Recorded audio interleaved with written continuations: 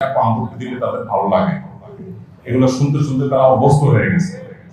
আমরা এগুলো শুনতে অভ্যস্ত না, তো বেশ বিব্রত লাগে, অস্বস্তি লাগে, মনে হচ্ছে মারতেছিল উনি আমাকে মাথা ধরে। আর কিছুক্ষণ করলে হয়তো আমার আহত হয়ে যেতে বিনা লাগে।